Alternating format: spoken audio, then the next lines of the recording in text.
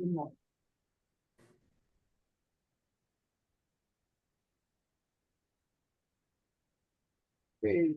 Hello, everyone. This is Dr. Roger Paul, and tonight we're going to continue our study on paper 50, the planetary princes, and we're at section 5, progressive civilization. If you're using the original book, it's page 576, paragraph 4, or in the others, paper 50, section 5, paragraph 1. So let's get started here. Let me say a little prayer first. What do you got down there? Oh, just hit okay. There's Jane.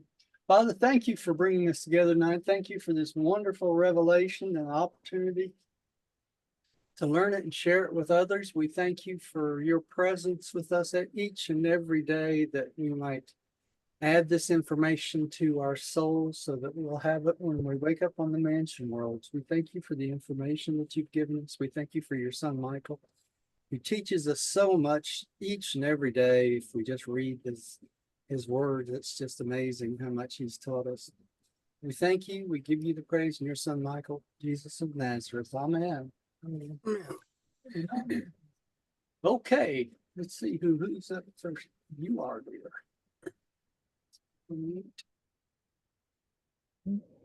5, progressive civilization.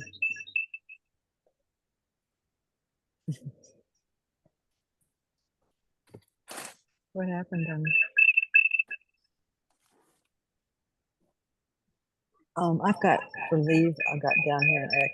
Does that, what is that? An X. You want me to read?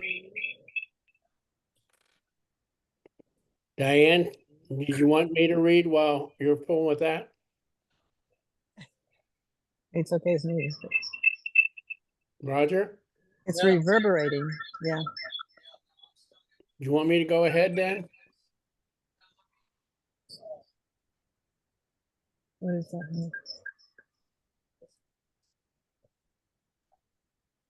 Okay. 5, progressive civilization.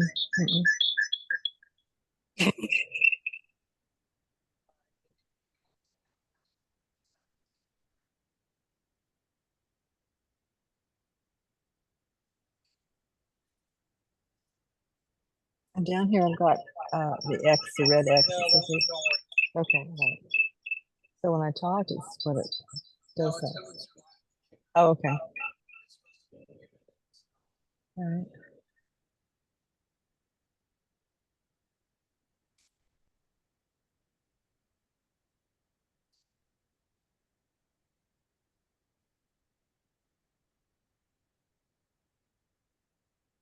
We didn't test it before we started.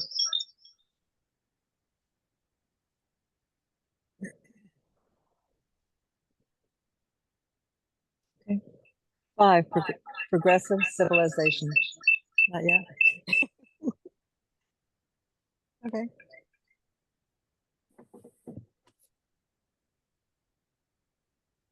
Never done that before. 5, progressive. Do you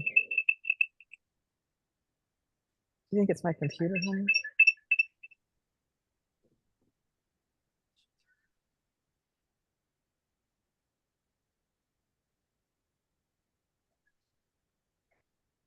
No.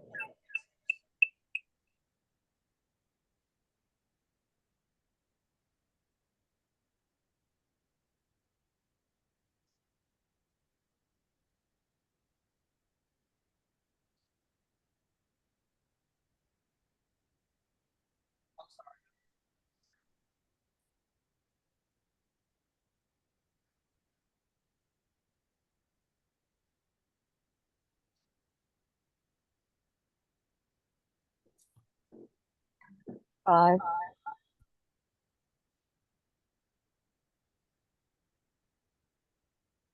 Oh, why don't you skip over me, honey, and just. Okay. Okay. 5, progressive civilization.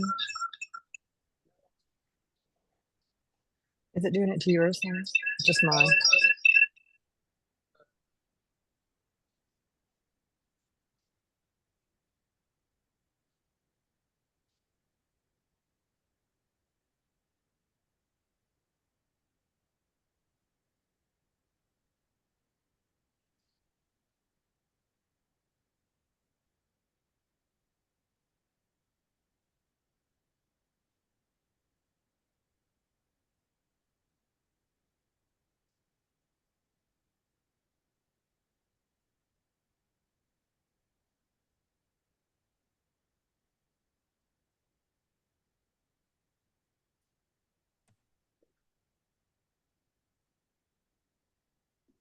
I mean, if it's just my computer, go ahead and skip over me.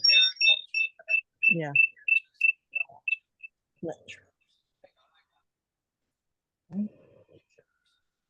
Mute it.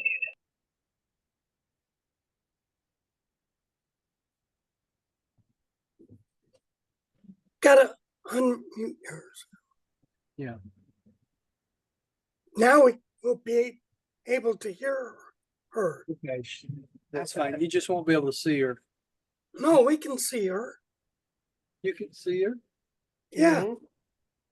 No, we used to. Well, no, I just changed it. You shouldn't be able to see her now because her microphone's off. It's not gonna come on. no, I can see Diane. Yeah, the people. can't can see see her.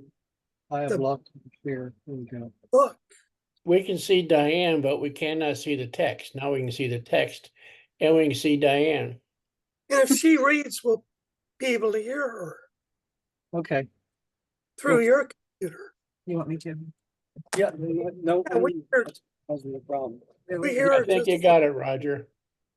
Yeah, it did it once before. It's coming through this monitor for some reason, and there's no way to shut it off. Okay. So yeah, we hear her just fine. hopefully, Yeah, Five, she, progressive civilization. The loyal princes of the inhabited worlds are permanently attached to the planets of their original assignment. Paradise suns and their dispensations may come and go, but a successful planetary prince continues on as the ruler of his realm. His work is quite independent of the missions of the higher self, suns, being designed to foster the development of planetary civilization. What do I stop? I hope people on Facebook can hear it because don't see anything. It's froze up. Just skip Normally, over, sweetie. I'll just- No, it's not getting me either here. Okay. So let me go back and read this real quick so I know what I'm talking about here.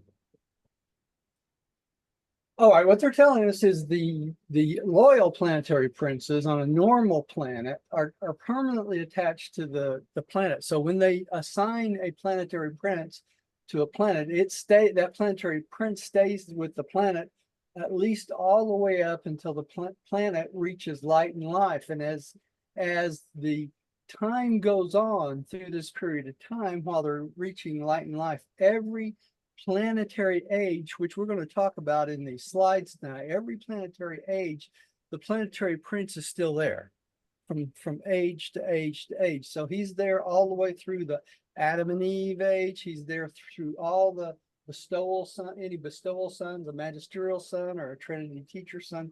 So the planetary princes stays on continuously. Now, in our case, since our planetary prince rebelled, what will eventually happen to him? He will be taken off the planet and put in the prison worlds and be adjudicated. So that's what they're talking about. It's how it's different than our planet. Okay. Gary, would you take the next one? Roger, Yeah, why is he still here? because they haven't come to take him away for adjudication. That may not be the case anymore. It was the case in 1934, though, Rodney, when they wrote the book, he was still on the planet. Okay. So does a planet, once you have a planetary prince, if he rebels, is he replaced? He's replaced. That's right. Just like they did the system sovereign, when Lucifer rebelled, they got a new system sovereign, which was Lanaforge, right? Soon as they got one available, they send the system sovereign to take his place, and he came with 7 other Lenonondeck sons. Well, normally on a normal planetary planet, the planetary prince, when they rebel, they send out a replacement, and at that time they take him away. But they said in the book in one place, I remember it distinctively, said that the reason he was not taken away yet, as a replacement had not been issued in place of him. Now we know that's not the case in the last 2,000 years, because who became the planetary prince? Jesus did, right? So Jesus, the legal planetary prince, at that point, at Pentecost, he became the real planetary prince, and he assigned Machavintia Melchizedek as the vicegerent planetary prince, and they think he'll eventually become the full-time planetary prince. But in the meantime, the 24 counselors are taking turns 1,000 years each, being in the position of the planetary prince. And the thought is that the reason that's happening is it's allowing these 24 to experience being the position of the planetary prince. And that may be why they had not removed Caligastia yet. So what is he doing? I have one other reason that We don't may know. be an answer. Yeah, God has given us the choice of free will. right, And when Jesus came, he removed the ability of Caligastia to, the evil spirits to enter the bodies of man at right. their will. Yeah, And the only way you can do that is commune with them is by choice.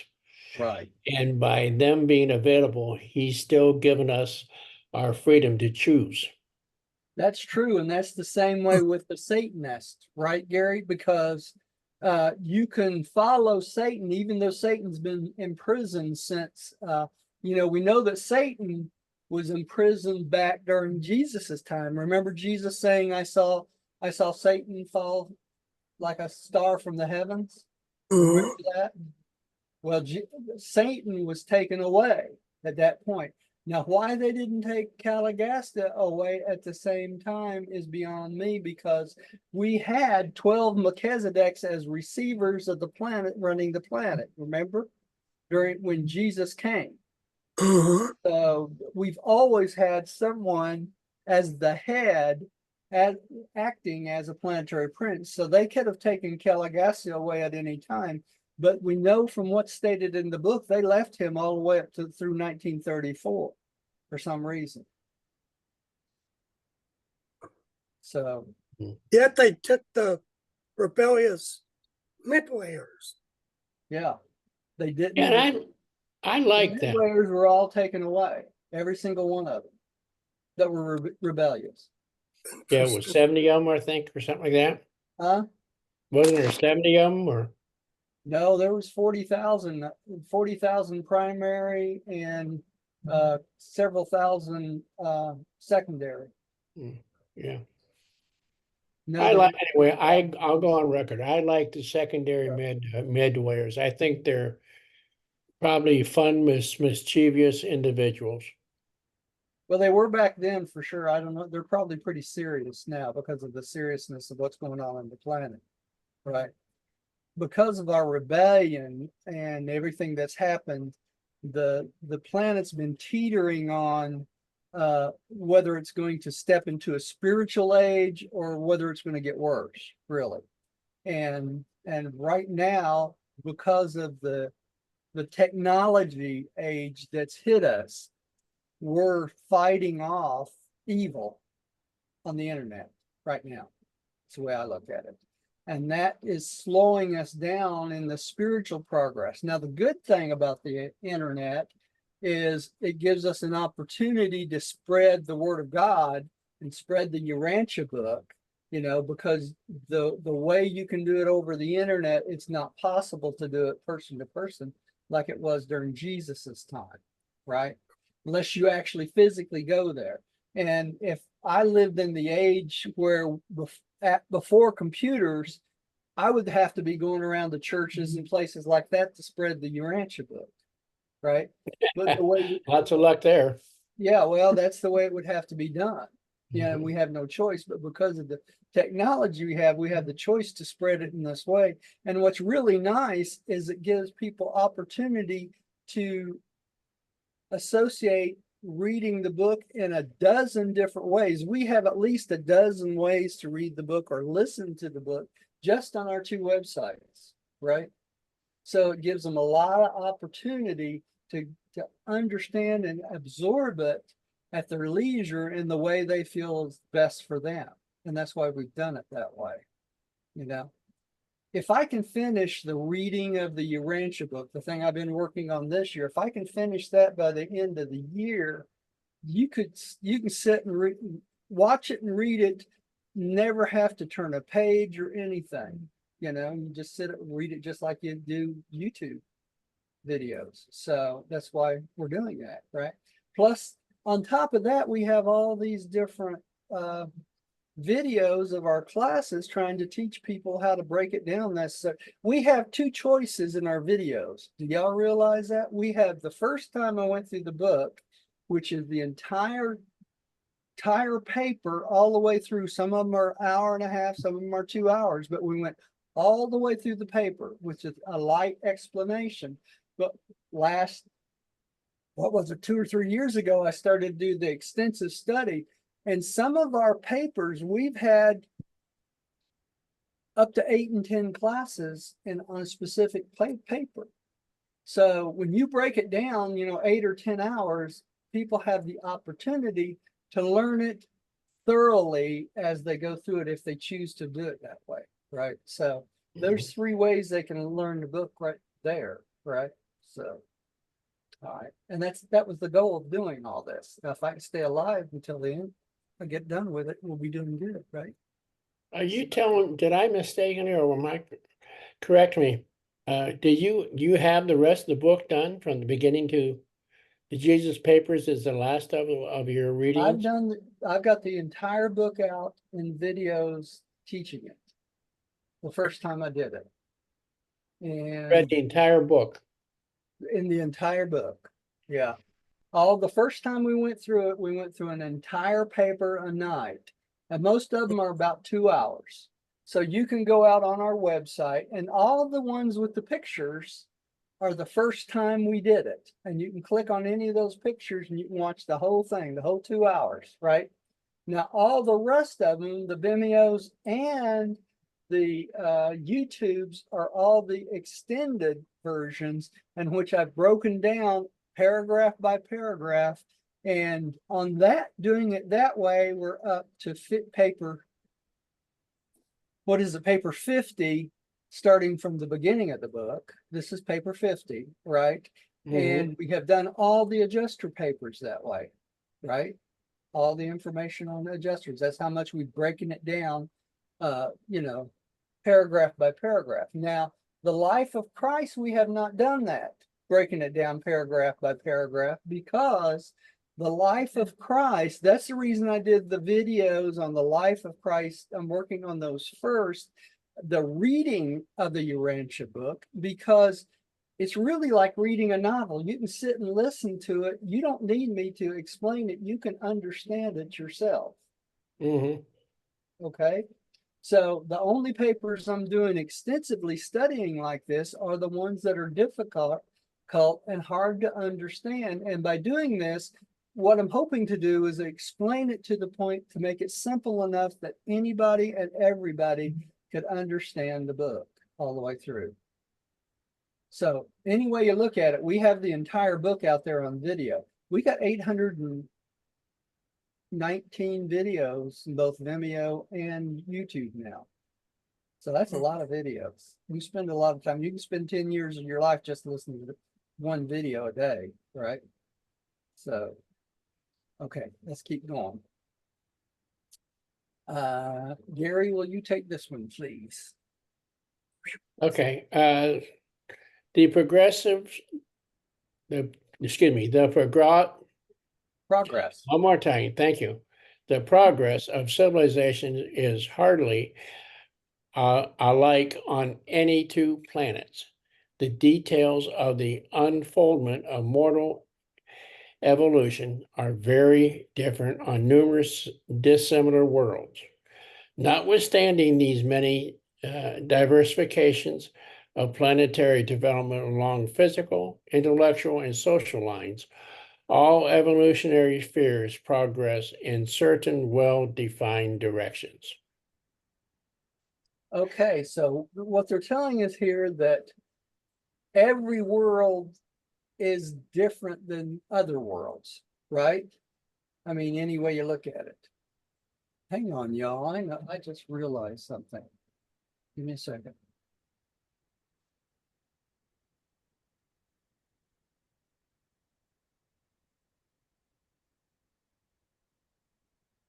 What do y'all say something? Something, Something. Me too. I think I just fixed our problem. Okay. Let's see. okay, I gotta point something out. We were discussing earlier about we're at a point with the internet and AI and our so-called advancements that we are on the precipice of teetering on gone spiritual and or barbaric technical, I guess you'd call it. Okay, but in this paragraph, this section, it says all evolutionary spheres progress in a certain well-defined directions. Can the spiritual direction be already defined for us, and we're just in the process? Yes, it can be, Gary, but the trouble we have right now is we're in a technological material period of time. Okay. And the technological material period of time, the danger is this: you can go either direction with it. You can go with the technological part of it, the AI, if you would. You can go along the lines of God's will and spiritual development if you follow God's will in your life, right? That's the problem. The whole point, we have missed the whole point of Jesus coming to the planet. What was Jesus's mission? Show To us how reveal- What did y'all say? To reveal the To reveal the Father, the fatherhood of God and the brotherhood of man. That was the mission, was it not? What is our mission? To reveal the fatherhood of God and the brotherhood of man. That's our mission. The difference is we're doing our mission with a book that explains how Jesus did it. Mhm. Okay. That's what the life of Christ is about. The other thing is, because we're teetering on this technological boom, which is already going, they've also explained to us back from 1934, the best they could, our technological advances and how we have to keep everything in check spiritually. Okay, because if we don't go along the lines of a spiritual society, we could end up with a society completely materialistic. And we know right off the bat, because of the teachings of Jesus, you can't serve God and whom? Mammon. Right, right. What is mammon? Mammon is the materialistic world around you. And when you let artificial intelligences, which is nothing in the world but the programming of somebody, put that information in to program it. Okay. But if you don't keep your learning and teaching and development along the spiritual lines, you can get off this developing plan that most all planets go through. In other words, from this paragraph here, they all go along the physical, which is what we're doing right now, intellectual and social lines. All evolutionary spheres progress in certain well-defined directions. You see that? If that is the case, then we're going to see some other paragraphs down beneath this that breaks it all down. So if we don't stay on that plan of attack, what happens? Then the world goes amok and they got to come and straighten us back out, right? The only way they could do that is send another son, paradise son, like a magisterial son. Okay, so that's why this is so important. Let's move on to the next paragraph because we're going to get these. We're going to go through several of these things here. Actually, what I'm going to do is different tonight. I'm going to change my share. See, it's right here. Because these paragraphs I'm talking about are right underneath this.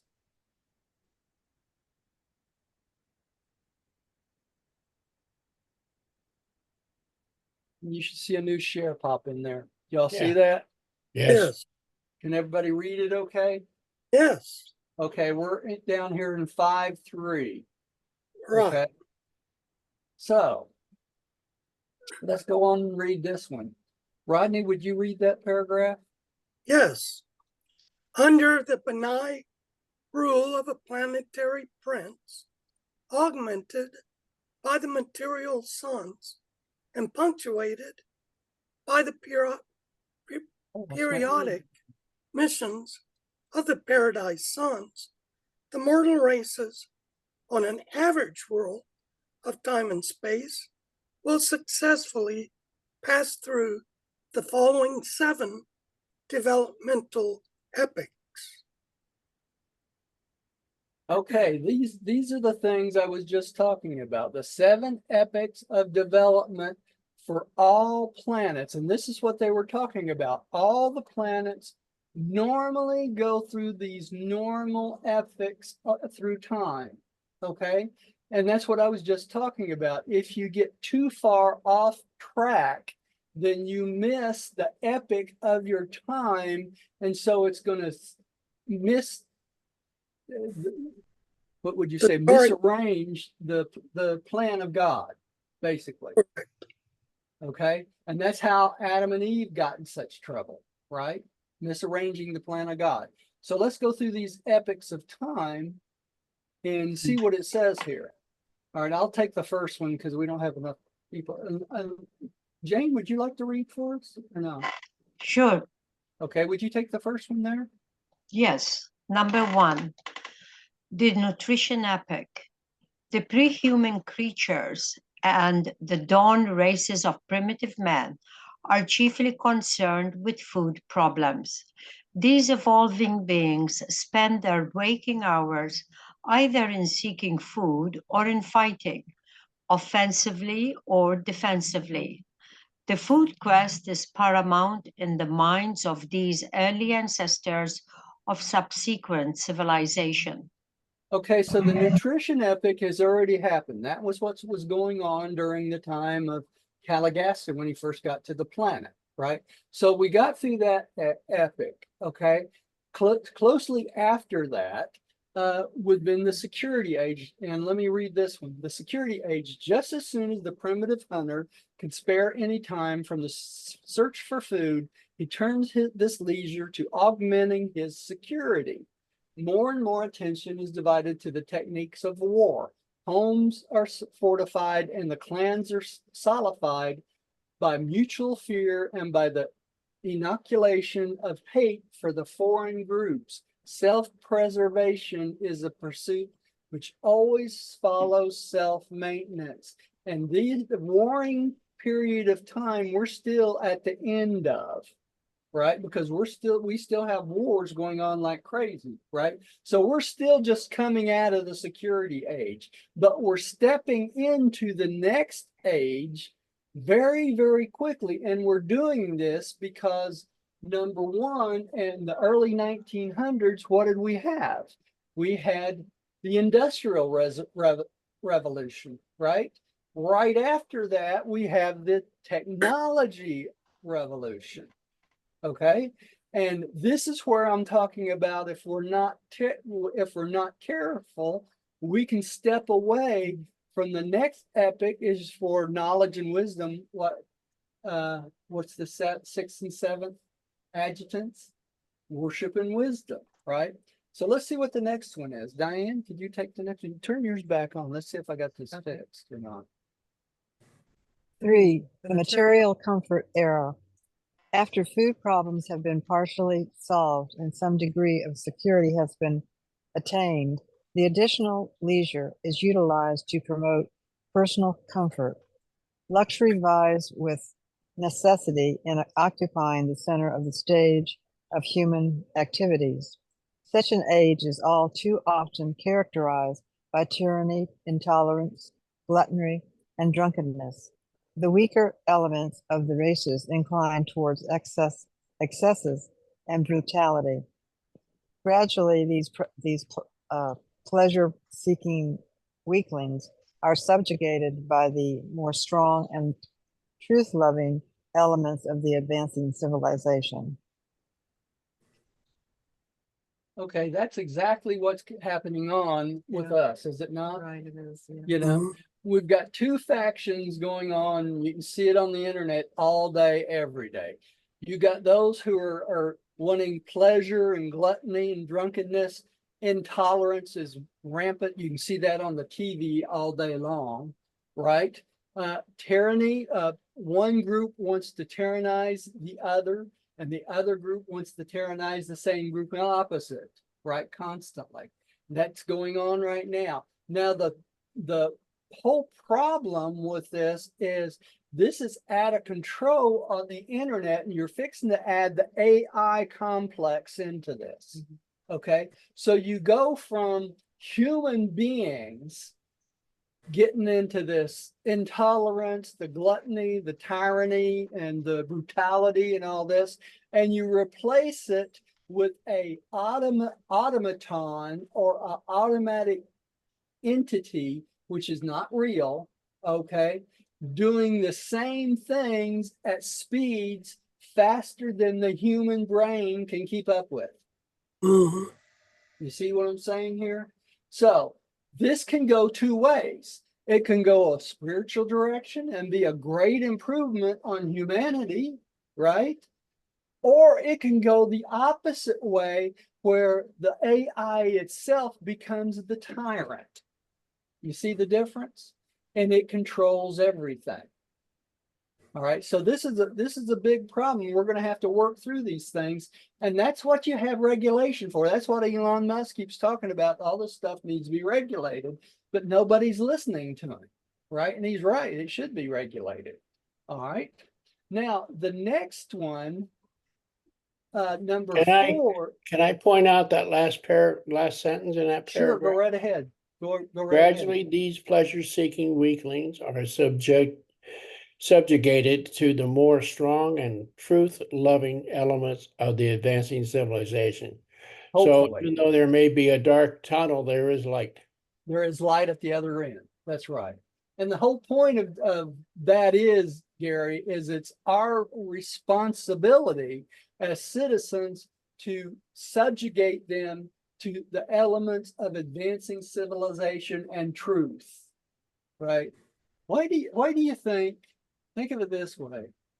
Why do you think when you tried to introduce the Urantia book, people get so mad at you that it's not from the Bible? It's a program. They're programmed. You're upsetting their apple cart. Oh, Right? got it right there. You know, when you upset someone's apple cart, they get mad.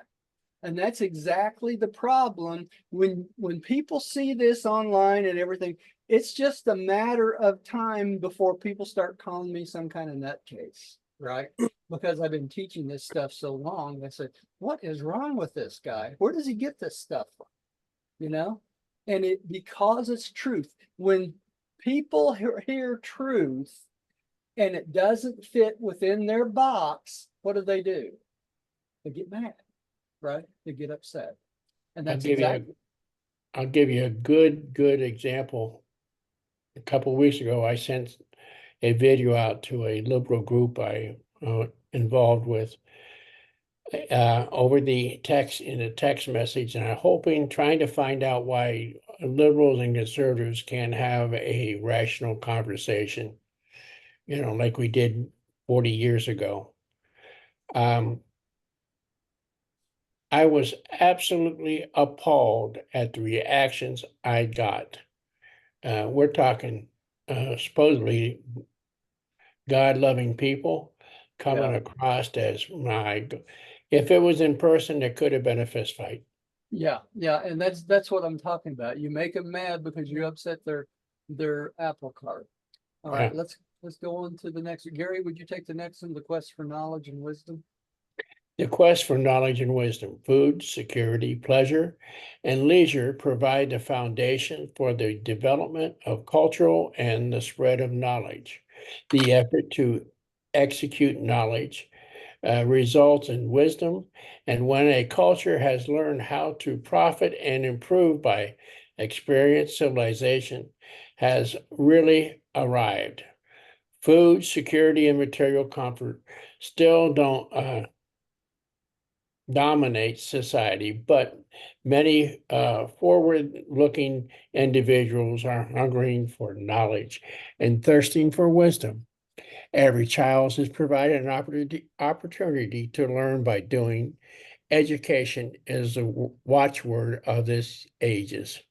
Now, have you noticed how each one of these paragraphs, you could take certain periods of time from the past and say this was happening back then too?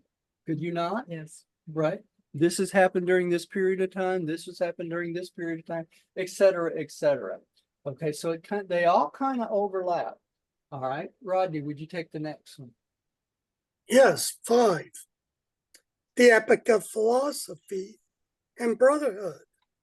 When mortals learn to think and begin to profit by experience, they become philosophical. They start out to reason within themselves and to exercise discriminative judgment. The society of this age becomes ethical, and the morals of such an era are truly becoming moral beings. Wise moral beings are capable of establishing human brotherhood on such a progressing world. Ethical and moral beings can learn how to live in accordance with the golden rule. And this can happen during any age too, can it? See, this is what Jesus was trying to bring in, the brotherhood of man, right? The epic of philosophy and brotherhoodness. Okay.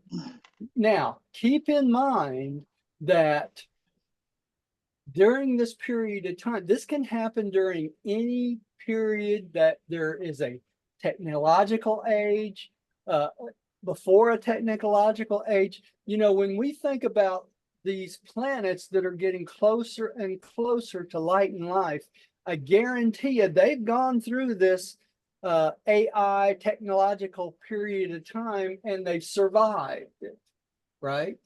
So it's possible for us to survive all this thing. It's not the end of the world by any stretch of the imagination. It's just we need to know how to control it and where to control it. And that's sort of thing. And then, of course, with Jesus, this is the next age we're talking about. It's what he really wanted to bring in. Jane, would you take the next one for me? Roger, Yeah. you know, I'm looking at this too. Although planets go through these errors, Yeah. us individually as mortals go through the same errors in our lives. It's exactly right. You're exactly right. Not only that, Rodney, but it works the same way with going through the different levels of the mansion world and reaching light and life personally. Okay, remember how they said that Jesus at a certain point had reached equivalent of light and life in his Correct. life? Yeah. Exactly. This works the exact same way. We can start out as barbarians in our life. Go ahead and in our area where we go through the hunting, gathering area, trying to make enough money to feed ourselves. Then we go to the material comfort era. Then we go to the quest for knowledge. You know, we go to school, we go to colleges and things like that. And then eventually we get to the philosophy and brotherhood thing. It comes to dawn on you one day that life is not worthwhile unless there is a brotherhood of man. Correct. Okay? It's really not. You can't live a life that's fulfilling, God the Father being your head, and without the brotherhood of man. You know, I read something today in one of the papers I was working on, and it was, I don't remember if it was the Life of Christ or the Energy and Matter paper, but it talked about how God the Father is not a person in the sense of we think having a personal body. Okay? God the Father is God. You see that internet unstable thing? Yeah. He is above having a personal body like we do. Okay? So your thought adjuster does not have a physical form. Does that make sense? Mhm. The thought adjuster within your mind is formless. It superimposes inside your mind, but it does not have a physical form. So that part of God, the Father fragment within you, is not something that's an inner entity beeping around inside, bouncing around your head and trying to give you ideas. It doesn't work that way. He superimposes everything about you. So when you accept God the Father as your true Father and want to do the will of God, okay, that's when he gets a personality form, and he gets that from you. Mhm. Yeah. Okay, does that make sense? When he gets his form. That's when he gets his form, is he gets it from you. Now, because it's God the Father, okay, and because you're trying to do the will of God in your life, you still with me? Mhm. What automatically is the result of that? The fruits of the Spirit. The fruits of the Spirit, which is what? The brotherhood of man. When you accept God's will, and you try to do everything you can to do God's will in your life, you in essence brings the brotherhood of man into fruition, just like experience brings the Correct. supreme into fruition. Understood. That makes sense? Mhm. That's your little extra I stuck in there tonight. That's your Thing. No, it was actually quite good because when you said that, I had a revelation that God does not have a body, which you were saying, yes. but it just struck me as by me giving him a body, I was so restricting him Yes, that's that exactly it right. is, it just, it blows God out of the body. Yes. It does, think about this. You got gazillion numbers of thought adjusters out there, right? But there's an actual physical presence of God the Father on paradise. Okay. That is still not a body.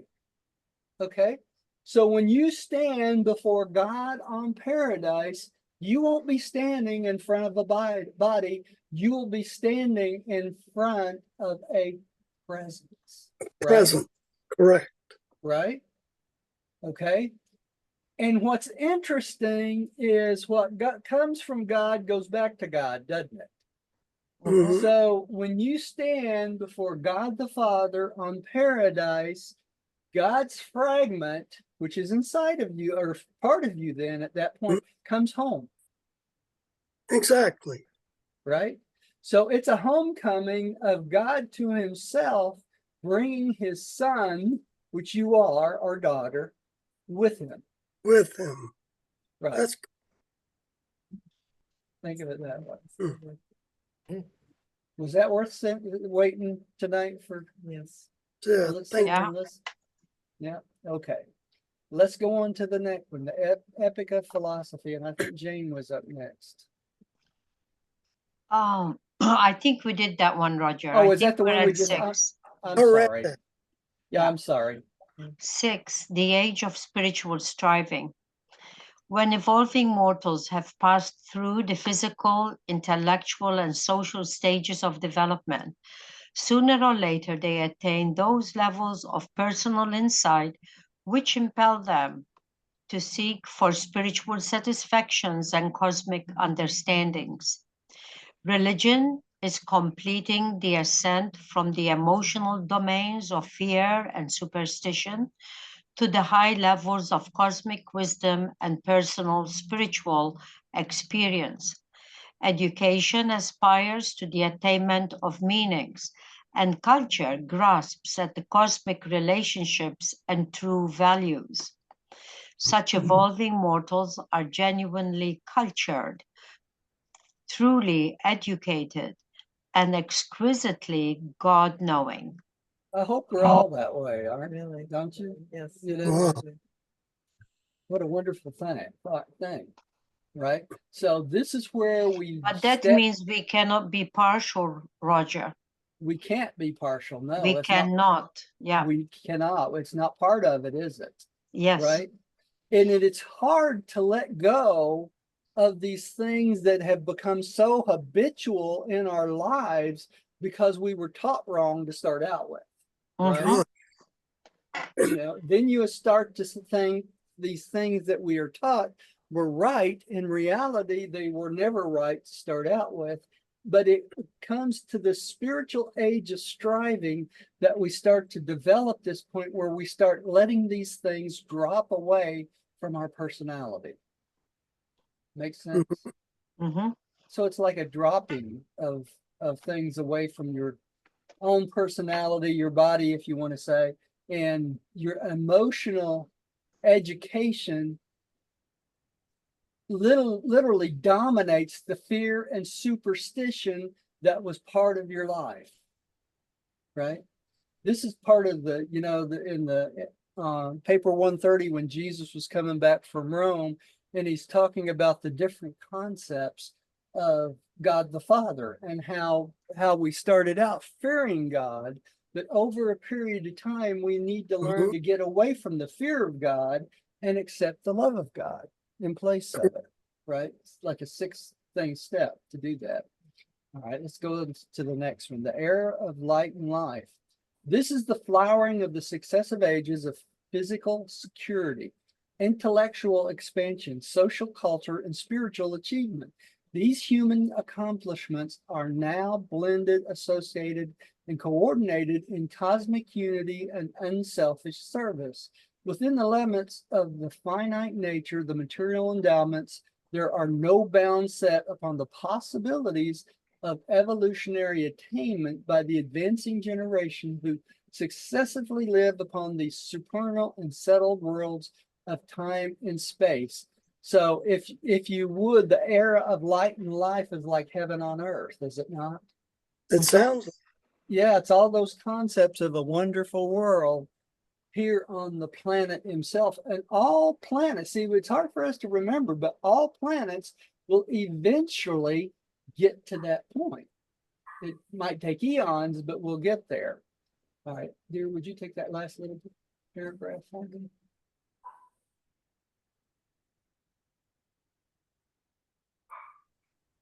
Who are you talking to me? you're not dear.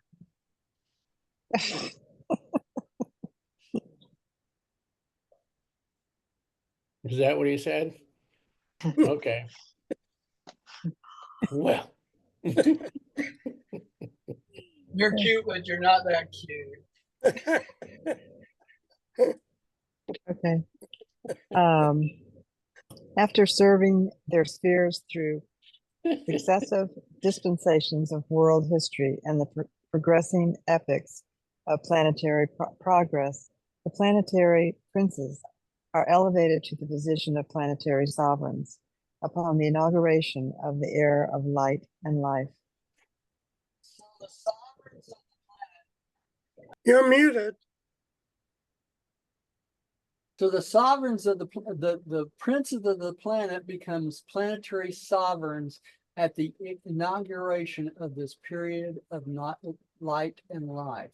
Let me go back to our slides again because it's a little easier to see. Okay, so these three. All right, planetary culture. And Gary, would you start out on this one? It's about time. Okay. 6, planetary culture. The isolation of Urantia renders it impossible to undertake the presentation of many details of the life and environment of your Satania neighbors. In these presentations, we are limited by the planetary quarantine and by the system isolation. We must be guided by these restrictions in our efforts to enlighten Urantia mortals. But insofar as is possible, you have been instructed in the progress of an average evolutionary world, and you are able to compare such a world's career with the present state of Urantia.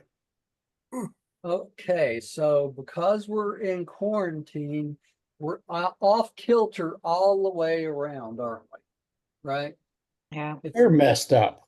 Yeah, we're pretty messed up. That's one of the reasons Jesus came to this planet, tried to straighten us out some. Remember that? Okay, so because of the quarantine and the isolation, remember we're the next to the last planet out on the edge of the super universe. Y'all realize what that means? That Mhm. means we're on the edge of nowhere right now because there aren't any planets that's populated out past us except for one. Okay, I thought we were the second from the worst.